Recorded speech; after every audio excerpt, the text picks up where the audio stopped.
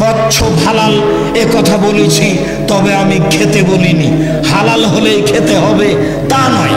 রাসূলের সামনে এই সান্ডা এই গোসাপ বা গহিসাপ বা এই সান্ডা একে রান্না করে পেশ করা হলো। আল্লাহ রাসূল বললেন, না, আমাকে ভালো লাগে না, এটা আমার অরুচি। তাই বলে তিনি হাত উঠিয়ে নিলেন।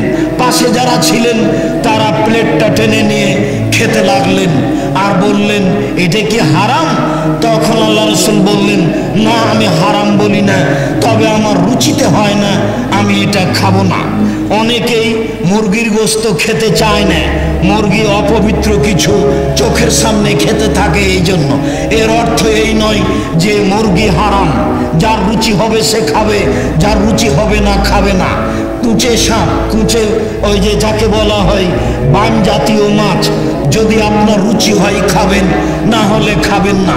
এর অর্থ এই নয় যে ওইটা হারাম। রুচি হলে খাওয়ার ব্যাপার, না হলে না খাবেন। আমি কচ্ছপ হালাল বলেছি, এর অর্থ এই নয় যে খেতেই হবে। রুচি হলে খাবেন, না হলে খাবেন না। সম্মানিত উপস্থিতি, যারা সুদ খায়, যারা সুদ প্রদান করে, যারা সুদের সাক্ষী থাকে, যারা সুদের অঙ্ক কষে, তারা সবাই অভিশপ্ত। তাদের উপরে রাসূল সাল্লাল্লাহু আলাইহি সাল্লাম অভিশাপ করেছেন। আব্দুল্লাহ ইবনে হানজালা রাদিয়াল্লাহু তাআলা আনহু বলেন, রাসূল সাল্লাল্লাহু আলাইহি ওয়াসাল্লাম বলেছেন, মা ইয়াকুলু দিরহাম রিবা হায়ালা আসাদ্দু মিন সিদ্দাতি ওয়া সালাসিনা জিনিয়া। কেউ যদি জেনে শুনে 1 টাকা সুদ খায়, ও জানে এটা সুদ, সুদের টাকা। কেউ যদি জেনে শুনে 1 টাকা সুদ খায়, 36 বার জেনা করে যত পাপ হবে, 1 টাকা সুদ খেলে তার চেয়ে বেশি পাপ হবে। পাপের জগতে নোংরা অশ্লীল পাপ হচ্ছে জেনার পাপ। রাসূল সাল্লাল্লাহু আলাইহি সাল্লাম বলেন, মানুষ যদি জেনে শুনে সুদ খায়, তাহলে 1 টাকা সুদ খেলে যত পাপ হবে, 36 বার জেনা করে তত পাপ হবে না। তাহলে এই পাপটা কত খারাপ, সমাজের জন্য কত বিষাক্ত। এই সুদের পাপের জন্য রাসূল সাল্লাল্লাহু আলাইহি সাল্লাম যেসব ভাষা ব্যবহার করেছেন তা খুবই কঠিন, তা খুবই ভয়াবহ।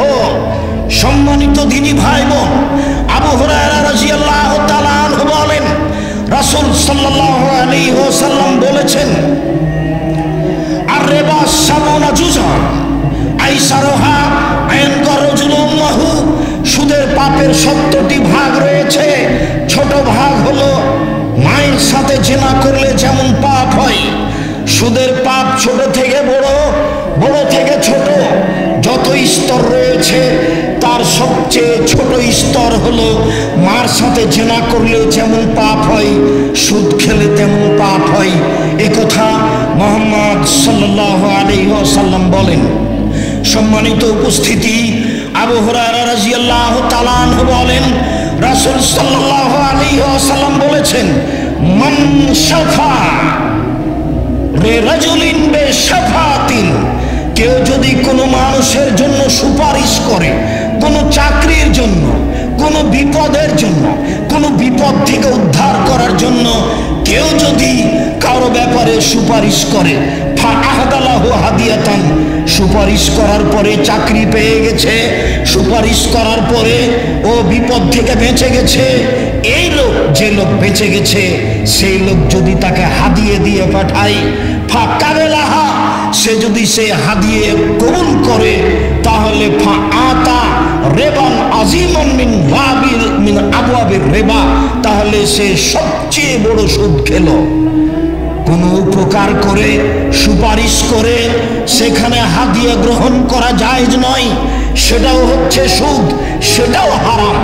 রাসূল সাল্লাল্লাহু আলাইহি সাল্লাম বলেন, মান ইস্তামাল্লাহু, আমি যদি কাউকে কাজে লাগাই, আলা আমালিন, যে কোনো কাজে, সে হোক না কেন বড় চাকরিজীবী, সে হোক না কেন পিয়ন, সে কোনো ইন্ডাস্ট্রিজ, কোনো কারখানার, কোনো স্থানের, কোনো প্রতিষ্ঠানের সে যদি চাকরি করে, ফারাযাকনাহু রিজকান, আমি যদি তার জন্য কোনো বেতন ভাতা নির্ধারণ করি, ফামা আখাযা বাদাহু, এরপরে যদি সে কিছু গ্রহণ করে, তাহলে ফাহুয়া মিন গলুল, এটা হারাম, এটা হারাম। এ এটা হারাম।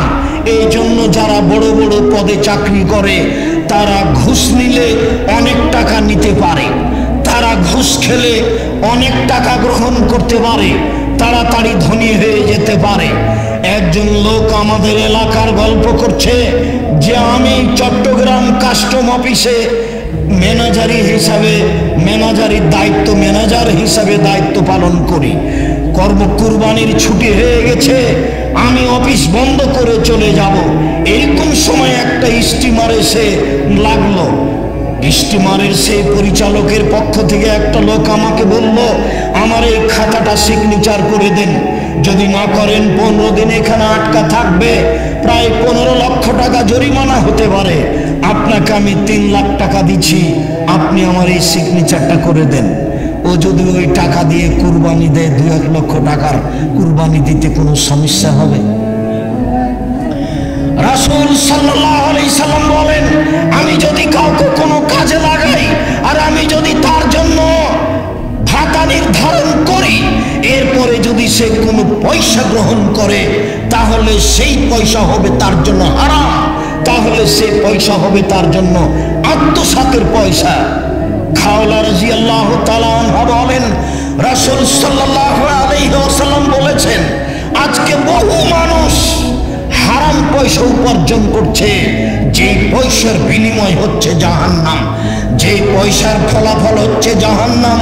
আবু হুরায়রা রাদিয়াল্লাহু তাআলা আনহু বলেন, রাসূল সাল্লাল্লাহু আলাইহি সাল্লাম বলেছেন, ইজতানিবু সাবাল মুবিকাত, পৃথিবীর মানুষ তোমরা 7টি ধ্বংসাত্মক জিনিস থেকে বেঁচে থাকো, যার ফলাফল জাহান্নাম, যার ফলাফল ধ্বংস সুনিশ্চিত। এক, আশিরকু বিল্লাহ, আল্লাহর সাথে শিরক করলে মানুষ ধ্বংস হবে, জাহান্নামে যাবে নিশ্চিত। অসেহর, যদি মানুষ জাদু করে, জাদু শিখে, জাদু দেখে, তাহলে মানুষ মহাপাপী হবে, ধ্বংস হবে সুনিশ্চিত। কাতলুন নাফস আল্লাতী হারামাল্লাহু ইল্লা বিল হক, আর অন্যায়ভাবে যদি মানুষ মানুষকে হত্যা করে তাহলে মানুষ জাহান্নামে যাবে নিশ্চিত। এরপরে আল্লাহ রাসূল বলেন, আকলুর রিবা, মানুষ যদি সুদ খায় তাহলে মানুষ ধ্বংস হবে নিশ্চিত। রাসূল সাল্লাল্লাহু আলাইহি সাল্লাম বলেন, আকলু মালিল ইয়াতীম, কেউ যদি ইয়াতীমের মাল খায়, আত্মসাৎ করে, তাহলে ধ্বংস হবে সুনিশ্চিত। রাসূল সাল্লাল্লাহু আলাইহি সাল্লাম বলেন, যুদ্ধের মাঠ থেকে যদি মানুষ পালিয়ে যায় তাহলে ধ্বংস হবে সুনিশ্চিত।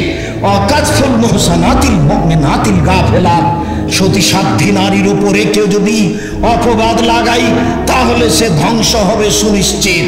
সুদের ফলাফল জাহান্নাম, সুদের ফলাফল ধ্বংস হওয়া সুনিশ্চিত।